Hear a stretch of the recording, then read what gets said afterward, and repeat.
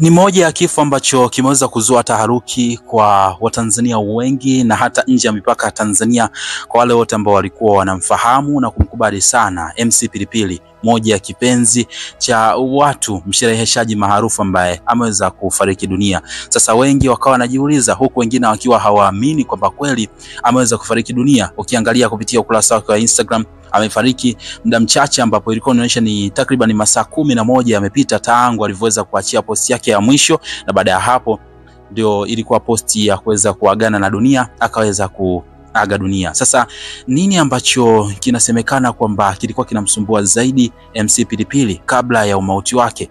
Ingawaje taarifa zinasema nyingi zaidi, kuna jambo moja tu ambalo linaonekana hili ndio linaweza kuwa sababu kuu ambayo imeweza kupelekea kifo chake, kipenzi chetu, kipenzi cha Watanzania, lakini pia kipenzi cha watu wote ambao walikuwa wanamkubali kwenye swala la ushereheshaji. Sasa ngoja mimi nikwambie hapa hii sababu ambayo inaonekana ni sababu sensitive sana, lakini pia ni muda mrefu sasa. Ingawaje kuna wakati alikuwa anaonekana yuko okay, lakini ndio ilikuwa sababu kubwa sana. Ngoja nikwambie hapa, lakini awali ya yote mimi naamini kabisa kwamba wengi zaidi tumeumizwa na hili tukio, lakini pia msiba ni wa kwetu sisi sote. Kama ni mmoja wa watu ambao mmeguswa na hiki kifo na ni mmoja watu ambao haukuamini, lakini pia moyo wako unasononeka kwa kiasi kikubwa sana kufiwa na huyu mpendwa wetu, basi onyesha upendo kwa kubonyeza neno subscribe. Tuonyeshe ni wangapi ambao pengine tuko hapa kuonyesha jinsi gani ambavyo tumeguswa na hili tukio la mpendwa wetu kuweza kuondoka duniani, kwa sababu alikuwa ni moja ya mtu ambaye watu wengi tulikuwa tunamfahamu sana. Sasa inasemekana kwamba moja ya tatizo kubwa ambalo lilikuwa linamkumba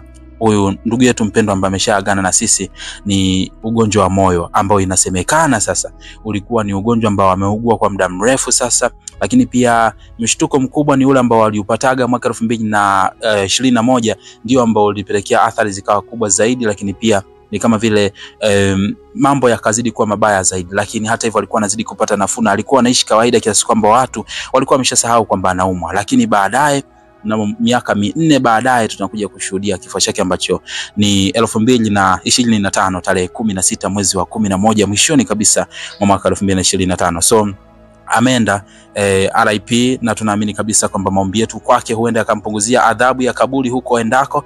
Lakini pia usisahau kusubscribe kwa ajili ya updates mbalimbali. Nitakuletea update nyingine kuhusiana na kile ambacho kitakuwa kinaendelea kuhusiana na hiki ambacho kimeweza kutokea